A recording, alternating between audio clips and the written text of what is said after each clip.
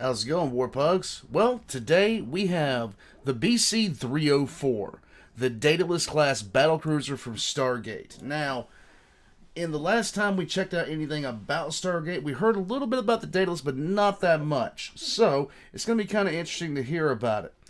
Um, like I said to you guys, I never got a chance to watch the Stargate series. Excuse the pug noise in the background. She is still ridiculously preggers, and she's just not getting over it anytime soon. Hey, what are you doing back there? Excuse the sound. That is the sound of a pug being very happy because my wife spilled cat food and she just found some. That's actually a happy noise in the back there. It sounds like an alien that's attacking, doesn't it? Sounds like a miniature orc screaming wah. War Pugs, check the description down below for Templin Institute's links. I'm going to jump into this. The BC-304 Daedalus class battlecruiser. Let's go.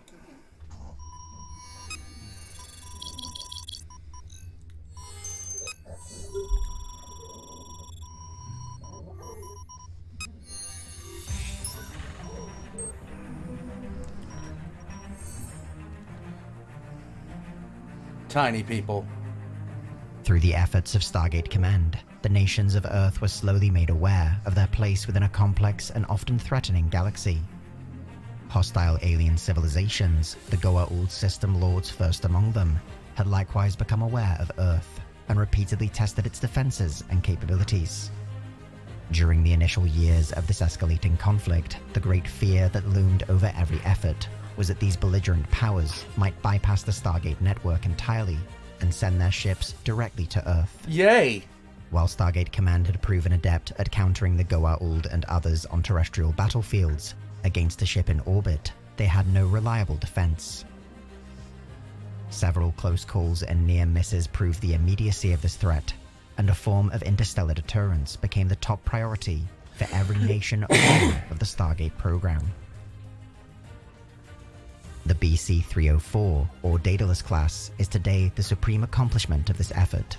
Interstellar warships capable of not only the defense of Earth, but projecting power and protecting mankind's interests across the whole of the galaxy. Well, hooray! Its deployment fundamentally transformed Earth's capabilities, enabling its nations to dictate the terms to powers who might otherwise overwhelm them.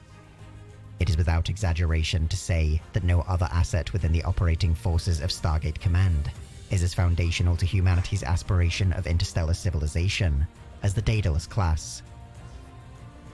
Designated a battlecruiser by the United States Air Force, its primary operator, the BC-304 is designed to fulfill a variety of roles. These include reconnaissance in force, surface bombardment, and the deployment and supporting of SG teams or other terrestrial forces. Okay. Its principal duties, however, are focused on anti-ship space warfare, engaging the largest combatants within enemy fleets on as favorable terms as can be attained. At 650 meters long, 367 wide, and 135 tall, the BC-304 is significantly smaller than many of the ships it was designed to destroy. This, however, is the deliberate result of pursuing a high efficiency of space and rejecting many of the ceremonial and baroque elements common on alien starships. So this is a trope that I have always just been sitting there just shaking my head at so many times. And it's the one thing that I laugh about with the Imperial Man because when you look at a 40K ship, yeah, it does have cathedral spires and stuff like that, but that thing is 100% muscle. If you talk about a Emperor class battleship, you're talking 5 kilometers of go screw yourself. And so I'm a fan of that. I don't like when I see like spaceships that are in fiction that are these, with the exception of some others that are like purpose built to be that kind of way, like of course Eldar Craft Worlds, things like that. But I've never been a fan of ships that look like floating palaces, to be honest with you. Now, if their function meets their form, that's one thing. But if it doesn't, What are you using all that space for anyway? What are you doing in there? Based around a central angular hull, flanked on either side by 2 prominent flight decks. Within can be found a wide array. It looks a lot like Galactica, to be honest with you. It looks a lot like Galactica. Of facilities and modular mission bays, the latter capable of being quickly replaced as circumstances dictate. The bridge is located at the base of the ship's forward neck, with missile tubes, other armaments, and sensors extending to the vessel's bow. Cargo bays, engine rooms, auxiliary machine spaces, and crew quarters make... Why is the A there? What is the A doing right there, and why is he just standing there butt-ass naked? That's the question I want to know, but I really don't want to know. If you're hearing what I'm saying. What is... Up the rear of the central hull. A raised flight tower is also located here, often erroneously identified as the ship's bridge. On either side can be found the hangar decks, aerospace squadron complex, and observation rooms. Though an indigenous human design, many of the BC-304's more sophisticated technologies were gifted by the Asgard, humanity's closest ally and partner. Okay. These include an advanced sensor suite, matter transporters capable of short-range instantaneous travel, and a computer core that allows these systems to operate in conjunction with one another. Asgardian shields also constitute the ship's primary defense systems, one of the most advanced types of energy barrier in the known universe. Okay. Other alien technologies aboard included transportation rings derived from Goa'uld designs, and zero-point modules created by the Ancients that now power many of the ship's more intensive systems. The primary armament of a Daedalus-class battlecruiser is 16 missile cells, forming a vertical launch missile system. Okay. Each cell can hold 1 or more missiles, granting the ship the additional flexibility to load the best set of ordnance for any given mission. These most commonly contain the Mark III and Mark VIII tactical nuclear warheads. In special circumstances, however, VLS cells might also include a Mark IX Naquadria enhanced nuclear missile, nicknamed Gatebusters, for their ability to destroy the otherwise impervious stargates. Okay. Secondary armaments include an array of 32 railgun turrets dispersed across the ship. These are normally intended to function as a close-in weapon system, but have been... Alright, if you've got railguns as a close-in weapon system, you're seriously doing something wrong. Or something really, really right. known to inflict substantial damage against enemy vessels without active shields. In at least one instance, a Daedalus-class warship was also outfitted with the Horizon Weapon Delivery System, containing 6 Mark IX warheads and 4 decoys. Due to its special nature, the weapon was housed within the 304's bomb bay, located on the vessel's underside. The striking power of a BC-304 is further enhanced by its complement of F-302 fighter interceptors. Okay. This air wing is typically between 8 and 16 of such aerospace craft, each regularly equipped with their own missile systems, railguns, and at times, strategic weapons. Depending on the situation, they can be deployed to provide an escort for their native Daedalus, engage more distant targets, or provide support for Stargate teams. Okay. Other auxiliary craft known to be deployed from BC-304s include the Puddle Jumpers, obtained by Stargate Command's Atlantis expedition. Beginning in 2007, as part of a fleet-wide modernization program, BC-304s were additionally equipped with Asgardian plasma beam weapons. These fired high-intensity beams of superheated plasma, and though lacking the raw destructive power of a Mark IX warhead, were capable of the highly precise and concentrated strikes most effective against shields and other energy barriers. I can't argue with this ship so far. I really can't argue with this ship. I like it. I like it. When a railgun is your point defense weapon, that's some serious... That's serious at that point. The power of these beams could also be reduced to merely disable enemy vessels or damage specific components. To ensure the ship can quickly attain an advantageous position over the enemy, BC-304s are equipped with powerful sublight engines, able to accelerate the vessel to over half the speed of light. Anti-gravity damn. pods and deceleration thrusters can likewise be utilized to achieve a limited atmospheric flight. Its hyperdrive was originally based on salvaged Goa'uld vessels and considered too unreliable for regular use. Okay. It was eventually supplemented and then replaced entirely by Asgard designs, making the Daedalus one of the fastest ships of its type. A trip between the Milky Way and Pegasus galaxies, when the hyperdrive is fully powered, can be accomplished in just over 2 weeks. In practice, the only real limit on how long a BC-304 can be deployed derives from the well-being of the ship's crew. To maintain the morale of its 200 personnel, ships of the class are equipped with spacious living quarters, recreational facilities, infirmaries, and comprehensive mess halls. Okay. Life support systems are similarly thorough, with multiple redundancies and a 9-hour window in which the ship can continue to function without them. Though not specifically designed to accommodate passengers, a larger crew complement is possible, though the life support will become less efficient as a result. Granted. The Daedalus class was first commissioned in 2005, replacing entirely the proposed fleet of BC-303 Prometheus-class battlecruisers.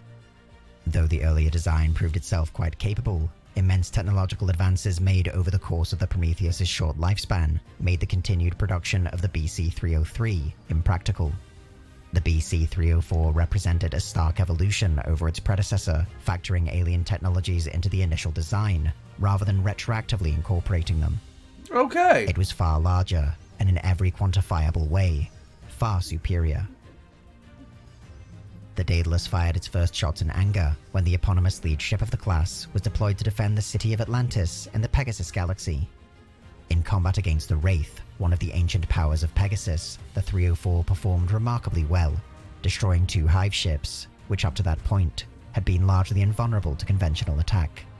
The Odyssey, the second ship of the class, was completed the following year and proved equally capable against Earth's traditional adversaries in the Milky Way. The Goa'uld attack class, which for nearly a decade had been one of the greatest threats to Stargate Command's operations and Earth itself, was essentially neutralized, with even multiple ships outclassed by a single 304. Well, there you go. By 2009, the initial production run of the BC-304 had ended after 6 vessels. The United States of America operated the USS Daedalus, Odyssey, Apollo, and George Hammond. The latter initially ordered as Phoenix, but renamed to honor the passing of one of Stargate Command's most influential and foundational commanding officers, without whom the BC-304s would not have been possible. The People's Republic of China operated the Sun Tzu, while the Russian Federation briefly commanded the RFS Korolev, before its destruction during operations against the Ori.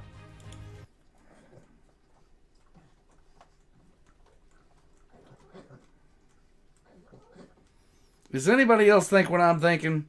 Somebody asked Ukraine what's going on over here. Did Ukraine do this? I'm pretty sure Ukraine probably did this.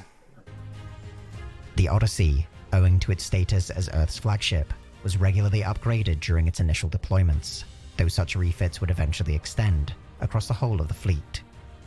The George Hammond, the last BC-304 to be completed, would alter its design to better accommodate these additions, featuring a larger superstructure and expanded hangars for its 302 fighter complement.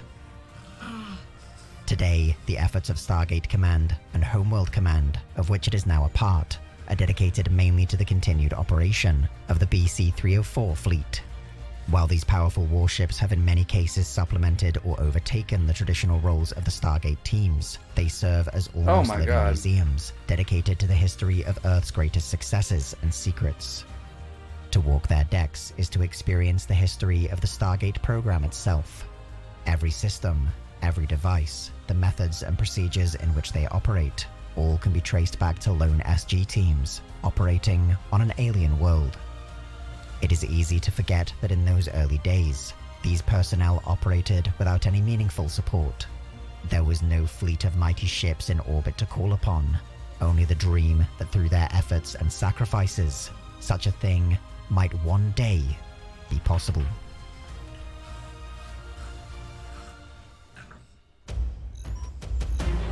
Okay.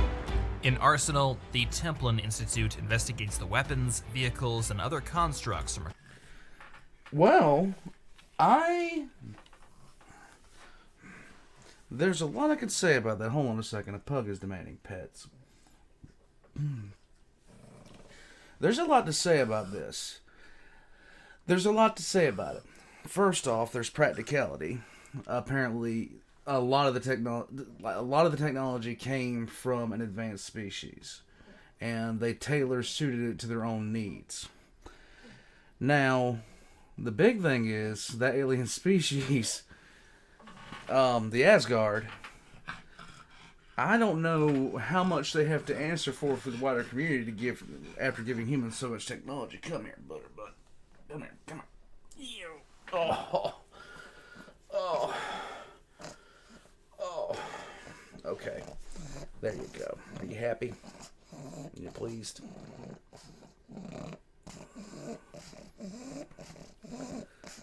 Look at that. Look at that gut. Yes. Yes. Puppies soon. Puppies. Get out. Alright, anyhow. That's the one thing you always got to worry about if you're an advanced civilization facing a civilization that's not advanced. Do you give them your technology? Let's see what happens. She's just snarfling down here. She wants a treat. That's what she wants. Like, I'm not going to pick her up again because she's getting to the point now where she gets kind of testy if I try to pick her up. You're going to put me on camera again? There you go. Okay. But, happy pug smacking. But, it does make sense from a standpoint that they would actually equip so much with using the Asgardian technology.